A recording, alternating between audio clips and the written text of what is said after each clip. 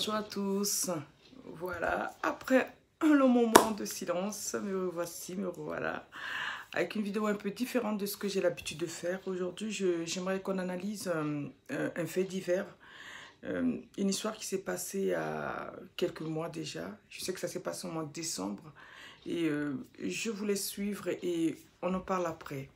À bientôt. Froid dans le dos, celle de ce jeune garçon Naël, âgé de seulement 15 mois et qui a été retrouvé par ses parents le visage tuméfié à la sortie de la crèche. Des hématomes terribles auxquels les responsables n'ont donné aucune véritable explication jusqu'à aujourd'hui. Mais alors que s'est-il vraiment passé? Peut-on vraiment faire confiance à ceux qui ont la garde de nos enfants? Ce scandale met-il en lumière un tabou bien gardé au sein des crèches? Ça, j'interpelle ceux qui font les commentaires pour commenter. Le but de cette vidéo, ce n'est vraiment pas, comme je répète dans toutes mes vidéos, le but, c'est pas de chercher à savoir qui a tort, qui a raison. Non, d'analyser un fait divers. Essayons de voir ce qui a péché pour essayer de construire quelque chose de plus solide. Parce qu'en regardant cette vidéo, j'ai vu qu'il y a eu beaucoup de manquements, beaucoup de manquements qui ont conduit, je pense, les parents de Naël à arriver jusqu'à la justice. Nous allons regarder petit à petit la vidéo et commenter à chaque séquence. Je vous laisse regarder la suite. C'était le 23 décembre. Vous êtes au travail, votre enfant est à la crèche et vous recevez un appel. On vous dit quoi? On m'appelle pour me dire de venir récupérer mon fils. Donc je demande pourquoi, qu'est-ce qui se passe et on m'explique que mon fils s'est fait mordre. Alors, on m'appelle pour venir récupérer mon fils. Je dis pourquoi? Alors, franchement, j'ai eu du mal à comprendre. Un enfant qui se fait mordre à la crèche, on appelle le parent, on lui dit « Venez récupérer votre enfant ». Et c'est aux parents de dire « Pourquoi je dois venir récupérer ?» En fait, on lui a pas présenté le problème, on lui a demandé tout de suite de venir chercher son enfant. Là, déjà, il y a eu un grand bug. Il y a eu un grand bug. Après, là, je vous laisserai commenter qu'est-ce que vous en pensez. Déjà, premièrement, un enfant qui se fait mordre à la crèche, la première des choses, c'est d'appeler les parents et de leur présenter une situation qui est arrivée. On ne lui dit pas, viens chercher ton enfant. Et ce n'est pas aux parents de dire, mais pourquoi je dois venir chercher mon enfant? Et là, on lui dit, venez chercher votre enfant parce que votre enfant s'est fait mordre. Oui, il s'est fait mordre, oui, mais bon, on ne va pas chercher un enfant parce qu'il s'est fait mordre à la crèche. Et en fait, la crèche a remarqué que la morsure était un peu dangereuse et c'était quelque chose de pas banal. Et on appelle les parents pour leur dire de venir chercher leur enfant. Je ne sais pas, mais moi, là, je vois déjà qu'il y a un réel souci de communication au niveau de la crèche. Comment communiquer avec un parent? Tu n'appelles pas un parent pour lui dire « Viens chercher ton enfant ». Oui, mais on présente le problème. D'abord, la première des choses que la crèche aurait dû faire, c'était pas de dire de venir chercher l'enfant, d'appeler les parents pour leur présenter ce qui s'est passé. Leur dire « Il s'est passé ça, ça, ça » et attendre que le parent vous donne même une solution, dise « Ok, qu'est-ce qu'on fait? On vient les chercher. » C'était à la crèche de faire le premier pas. C'était pas aux parents de dire qu'est-ce qui s'est passé. Déjà là, moi, je trouve qu'il y a eu un petit bug. Il y a eu un petit souci sur ce point. On va continuer. J'avais déjà prévenu, on va dire quelque chose, enfin des choses qui peuvent arriver. Oui. Et là... Quand elle dit, je me dis que c'est les choses qui peuvent arriver, moi, j'attire l'attention sur la personne qui est à côté, la dame qui est à côté. Elle fait mine, ah non, ça ne peut pas arriver, hein. Normalement, ça ne doit pas arriver. On va en parler aussi après. Du coup, ce que j'ai fait, c'est que j'ai appelé la crèche et j'ai demandé en fait les transmissions de la journée, donc le déroulé de la journée. Très bien, et alors? Et les explications qui ont été données à mon mari, c'est que Naël s'était fait mordre pendant le temps de sieste. Et là, on me dit que mon fils, dans les transmissions, a dormi de 12h30 à 13h30. Je dis, mais ça s'est passé durant sa sieste, donc ça s'est passé à 13h30. Ouais. Et là, on me répond oui. Et je leur dis, mais vous me prévenez 3 heures après. On est le 23 décembre, la crèche ferme à 19h et il est 16h30. Alors, moi, j'aimerais savoir pourquoi ils ont demandé aux parents de venir chercher l'enfant. C'est peut-être parce qu'ils ont trouvé que c'était assez grave, qu'il fallait que l'enfant ait des soins. Sinon, là, je vois un autre souci. Mais on va continuer à suivre. Moi, j'ai l'impression qu'il y a des zones d'ombre dans cette histoire, oui, qui méritent d'être éclaircies. Après, je ne mets pas en doute les paroles de la maman, hein. Non, rien du tout. Mais j'aurais aimé quand même, ma curiosité me pousse à vouloir savoir que dit la crèche par rapport à ça. Bon, malheureusement, j'ai essayé de chercher pour voir si, voilà, il y a quelqu'un qui parle de ça quelque part sur la toile, mais j'ai pas trouvé. Mais j'aurais quand même aimé ça, entendre ce que dit la crèche par rapport à ça. Parce que c'est quand même un peu bizarre. Écoutez jusqu'à la fin, vous allez voir que, voilà, il y a vraiment des zones d'ombre qui sont un peu louches. Et qu'est-ce que vous dit le médecin? Ouais. Et le médecin, il nous dit que c'est tout frais, déjà. Il nous dit que ça peut être une morsure, mais qu'il y a beaucoup d'autres choses autour. En fait, je m'en suis rendu compte vraiment quand j'ai vu mon fils le soir, quand je suis rentrée du travail, finalement. Qu'est-ce qu'on vous a répondu? Où ça? À la crèche. Qu'est-ce qu'ils vous ont répondu, les gens de la crèche? Ils m'ont répondu que mon fils s'était fait mordre durant son sommeil. Voilà. Et que par un autre enfant. Bah, je me suis demandé, c'était pas un animal, vous voyez. Bah oui. Par un autre enfant. Voilà. Et il n'y avait personne qui surveillait? Eh bien, apparemment, non, personne n'était là au moment où mon fils s'est fait mordre. Bon, à ce niveau, je me dis quand même qu'il y a eu, étant donné que les faits se sont passés pendant la sieste des enfants, là, ça pose un problème de la surveillance de la sieste. Là, par contre, voilà pourquoi j'ai dit que j'aurais aimé avoir l'avis de la crèche, parce que là, un enfant qui se fait mordre comme ça, et selon l'avis du médecin, il y a autre chose. Bon, est-ce qu'il s'est fait mordre une seule fois? Est-ce qu'il s'est fait mordre 2 fois? Est-ce qu'il s'est fait mordre au même endroit plusieurs fois dans le dortoir? On ne sait pas. Et où étaient les auxiliaires quand l'enfant s'est fait mordre comme ça? Où étaient les auxiliaires? Voilà.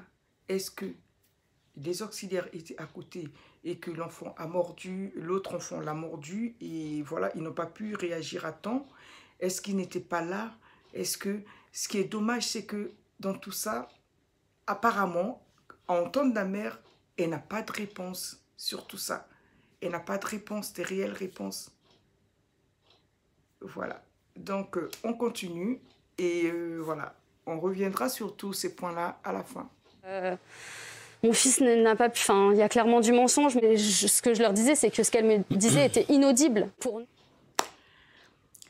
Alors, chers collègues, vous avez entendu ce que vient de dire la mère?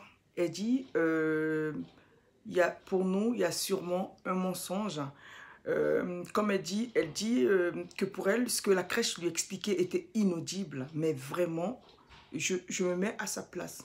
Je suis archi d'accord avec elle pour dire que, voilà, depuis le début de la vidéo, tout ce qu'on explique, comment elle explique la chose, comment elle explique l'accueil, les transmissions qu'on lui a fait, il y a beaucoup de zones d'ombre. Alors, vous voyez, ce qui se passe, c'est quoi? C'est que lorsque on n'est pas cohérent dans nos discours, ça, j'attire l'attention sur tous les professionnels les professionnels de la petite enfance, que lorsque nous ne sommes pas cohérents pendant les transmissions, le parent s'imagine beaucoup d'autres choses. Ça nous arrive à tous, hein. Même moi qui vous parle, ça m'arrive devant une transmission de bégayer, de vouloir dire une chose alors que, voilà quoi. Mais quand c'est un cas aussi important, aussi grave, je pense que le discours qu'on doit tenir doit être cohérent avec ce qui s'est passé. Doit vraiment avoir pour but de rassurer le parent. Pour rassurer un parent, il faut que nous soyons cohérents avec ce que nous disons. Là, il y a eu plusieurs bugs. Il y a eu beaucoup de zones d'ombre. Il y a eu trop de zones d'ombre pour que le parent puisse savoir que... Vous voyez, elle commence à s'imaginer peut-être que c'est un animal. Elle s'est imaginé que c'est sûrement un adulte qui a tapé son... Il s'est passé quelque chose? Oui. Au niveau des enfants, l'enfant est tombé. L'enfant, il y a peut-être voilà, une autre vérité qu'on ne nous dit pas. Mais vraiment, l'adulte, non. Déjà, je vous dis que c'est pas l'adulte. Je pense, voilà, que ce n'est pas l'adulte. Je pense que tous les professionnels de la petite enfance vous diront la même chose. On travaille dedans, on sait comment fonctionne, quelle que soit la crèche. Elle peut être une mauvaise crèche, elle peut avoir toute sa réputation, mais un adulte qui fait ça à un enfant, non, je pense pas, c'est pas possible. Voilà. On continue. Pour nous, la crèche, c'était l'endroit le plus sécurisant pour les enfants. C'était l'endroit où l'enfant allait s'épanouir, allait avoir le meilleur éveil possible pour sa croissance. Ok. Ce que vient de dire la mère, c'est que oui, pour elle, la crèche, c'est un endroit où l'enfant doit s'épanouir, doit s'éveiller. Oui, que oui. La vocation de la crèche, c'est l'accompagnement de l'enfant dans ses acquisitions. Ce n'est pas parce qu'il s'est passé ça que la crèche a perdu sa vocation. Non, ça arrive. Voilà, moi, je n'ai que la version de la mère. Et vu que je n'ai pas assisté à ça, je ne peux pas dire. Moi, je peux analyser que selon ce que j'ai devant moi, selon ce que j'entends et de ce que je vois, là, il y a eu vraiment une erreur de la part de la crèche. Il y a eu beaucoup de manquements techniques de la part de la crèche, s'il faut le dire. Voilà, il y a eu des problèmes de communication, il y a eu des problèmes de cohérence, il y a eu des problèmes de... Bon, voilà, on verra ça à la fin de la vidéo. Okay, et en fait, on se rend compte qu'il n'en est rien. Je ne mets pas tout le monde dans le même sac, attention, enfin voilà. Je sais qu'il y a des gens qui sont très bien. On va le dire, et moi aussi je le dis, il y a des gens qui font un travail exceptionnel en crèche. Oui, moi j'ai eu la chance d'avoir des gens formidables qui sont occupés de mes enfants dans les crèches, et c'est 99% de gens. Voilà. Je remercie la mère, je remercie le chroniqueur pour ce qu'il vient de dire tout à l'heure. Vous savez, moi j'ai l'avantage d'avoir été maman. J'ai 4 enfants. J'ai été maman d'un enfant à la crèche. À l'époque, j'avais pas une formation sur la petite enfance. J'ai vu des choses à la crèche. J'ai vécu des choses avec mes enfants à la crèche. Mais j'ai vécu beaucoup de bons moments aussi. J'ai vu des très bonnes choses aussi à la crèche. Je vais parler aux parents qui ont des enfants, qui sont peut-être enceintes, qui ont leur premier enfant, qui vont avoir un enfant qui n'ont jamais fréquenté la crèche, les parents qui vont... de ne pas avoir peur. Et aussi, il ne faut pas que ces genres de problèmes que vous voyez sur la toile vous fassent croire que la crèche, c'est un endroit où on va aller... on va prendre avec des pincettes quand on arrive, on a déjà peur qu'on fasse du mal à notre...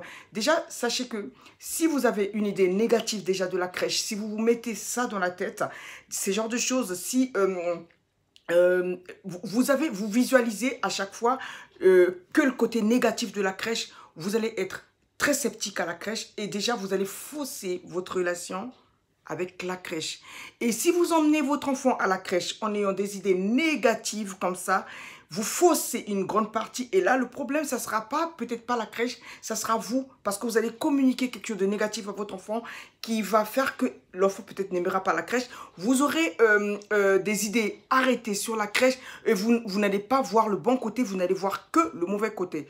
On est d'accord tous ensemble que l'être humain ne voit que ce qu'il veut voir, hein, finalement. Oui.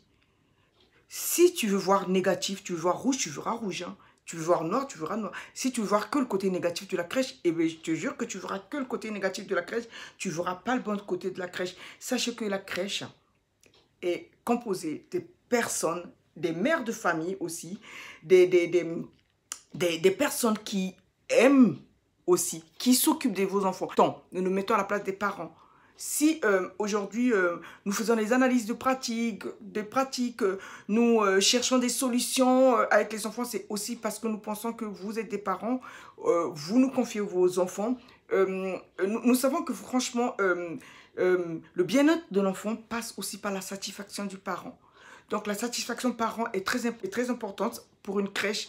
Donc Nous allons faire de telle sorte que vous soyez bien et que votre enfant soit bien à la crèche aussi. Donc, n'allez pas, si aujourd'hui vous avez un projet de mettre votre enfant à la crèche, ça je parle pour les mamans qui ont ce projet-là, n'ayez pas déjà des appréhensions, des idées reçues en disant que oui, je vais mettre mon enfant à la crèche, il va se passer ça, il va se passer... Non. Comme a dit le chroniqueur, ils ont parlé de 99%, mais parce que c'est réellement ça. Vous savez, la crèche est composée de plusieurs personnes.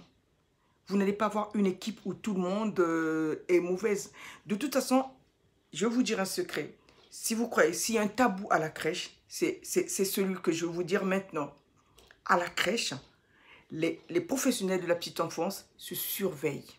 C'est-à-dire, une professionnelle de la petite enfance ne fera pas du mal à un enfant devant une autre professionnelle de la petite enfance parce qu'il sait qu'un jour, ça va se retourner contre lui. Si on te voit faire du mal à un enfant et demain matin, il y a un problème avec ta collègue et te dira, je t'ai vu faire ça. Et ça peut peser sur ta balance et tout. Et vu que nous sommes toujours 2, 3 dans la pièce, et moi je pense que les enfants sont en sécurité. Même quand nous sommes en dépression, nous ne sommes pas bien dans notre vie et nous sommes irritables, nous allons faire des efforts parce qu'on a le regard des autres professionnels aussi. Et non seulement le regard des autres professionnels, il y a des professionnels honnêtes, voilà, qui ne vont pas accepter. Une personne comme moi, je vous l'assure, je vous rassure, que moi, je peux avoir une collègue, on peut être très bien. Ça, je pense qu'il y en a beaucoup qui sont dans mon cas. J'ai beaucoup de collègues que j'ai vus qui sont comme moi. Nous pouvons être des amis comme nous voulons, mais je suis désolée, si vous maltraitez un enfant devant moi, si vous avez des gestes déplacés envers des enfants devant moi, excusez-moi, mais on ne sera plus copines. Parce que moi, je tiens à ce que... chaque professionnel de la petite enfance respecte notre travail. Sache pourquoi il est là. Donc, je ne peux pas permettre que une autre personne fasse du mal. Mais je vous dis que ce que je dis, ce n'est pas propre à moi. Vous trouverez justement 99% des professionnels de la petite enfance qui vont raisonner comme ça. On continue. Après, il y a un autre problème aussi, et je le dis, c'est le problème de l'État. Il y a un énorme manque de moyens en crèche. Ça n'explique pas tout, et ça n'excuse rien. Mais il y a un énorme manque de moyens dans les crèches, et aujourd'hui, c'est aussi ce que nous disent les personnes qui travaillent dans les crèches. Mais... Merci aux chroniqueurs. Il y a un autre souci aussi.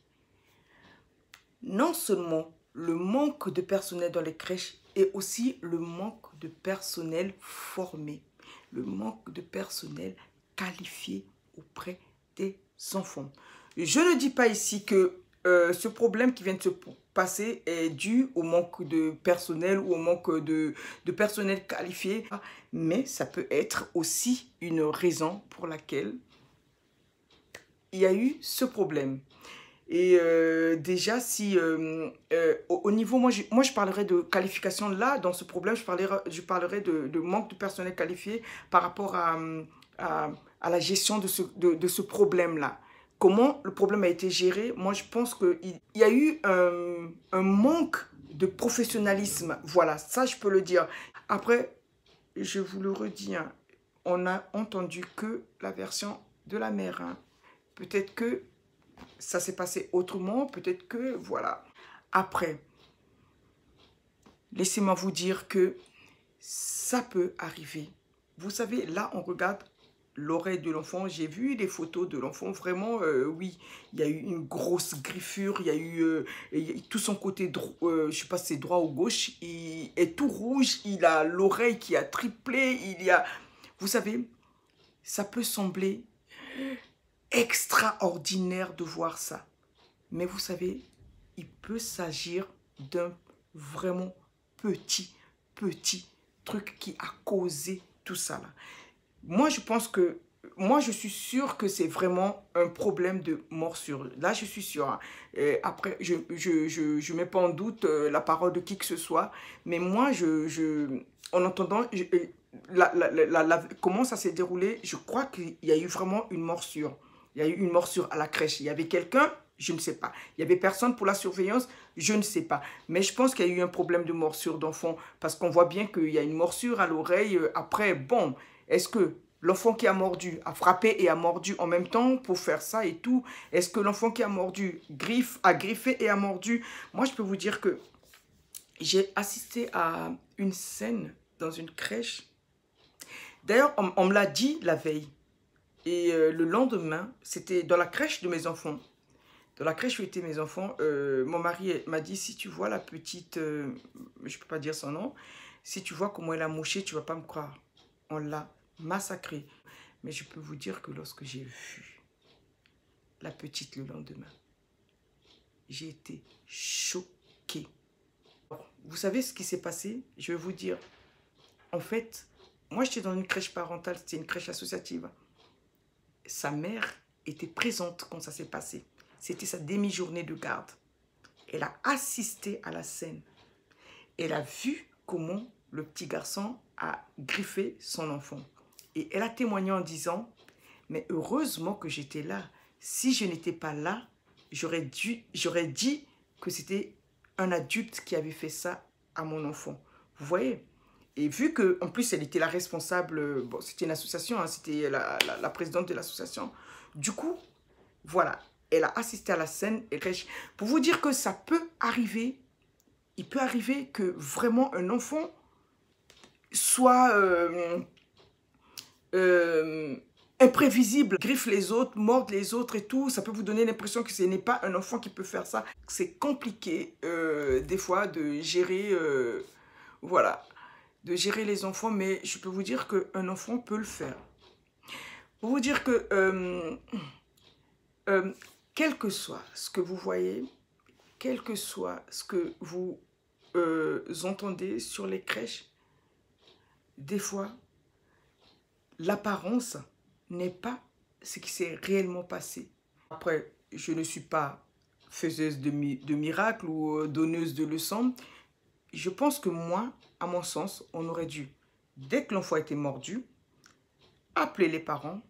Peut-être qu'à l'instant T, quand l'enfant a été mordu à 13h30, ça ne s'était pas enflé. Au fil des heures, ça s'est enflé. Mais déjà, on devait appeler les parents et leur dire, voilà, votre enfant a été mordu à la crèche et apparemment, c'est un peu plus sérieux que d'habitude. On a essayé, déjà leur dire, on a fait ci, on a fait ça, on a fait ça. Et là, on trouve que ça a beaucoup enflé. Est-ce que vous pouvez venir, est-ce que vous voulez venir le prendre, peut-être pour appeler le médecin et tout. Je ne sais pas. Dites quelque chose qui va déjà apaiser le parent. Déjà, premièrement, le parent doit savoir qu'il y a eu une prise en charge derrière ce qui s'est passé. Mais là, on voit clairement qu'il n'y a pas eu de prise en charge. L'enfant a été mordu, venez chercher votre enfant. C'est frustrant. Je ne sais pas comment vous allez interpréter ça, vous, mais il faut être cohérent lorsque nous faisons les transmissions aux parents. C'est très important. Lorsque nous manquons de cohérence, le parent imagine certaines choses, imagine qu'on lui a caché des choses. Lorsque nous sommes cohérents, vous savez, on peut faire passer quelque chose, même le plus gros. Quand on est cohérent, quand la mère en face ou le père se rend compte que vous maîtrisez ce que vous dites, que vous êtes au courant, tous les éléments sont là et vous maîtrisez les éléments qui sont là, déjà le parent est apaisé parce qu'il se dit, oui, mon enfant a été pris en charge, c'est parce qu'il a été mordu. Déjà, si l'enfant a été mordu et que ça enflait, vous avez appelé les pompiers, on a essayé de faire ci, on a essayé de faire ça, on a essayé, voilà, ça on se dit, oui, l'enfant a été pris en charge. Mais là, il y a eu trop de zones d'ombre qui font que le parent ne peut que extrapoler, penser à tout et n'importe quoi. Et c'est une souffrance supplémentaire pour un parent de ne pas savoir ce qui s'est réellement passé. Alors, sur ce, j'espère que cette vidéo vous a plu. Et voilà, j'espère que pour nous professionnels, nous allons tenir compte de ça. Et aussi pour les parents, sachez que ça arrive très, très rarement, ces genres de problèmes. Je vous remercie. À bientôt. C'est un enfant Peu qui fait ça. importe, peu importe, même si un enfant avait mordu une fois, là c'est clairement pas un enfant. Je pense qu'on remet juste la cause sur quelqu'un qui parle pas. Donc, vous pensez quoi, au fond de vous, un enfant? Vous pensez que ça peut être un adulte qui a... Bah je sais pas. Je pense tout et n'importe quoi.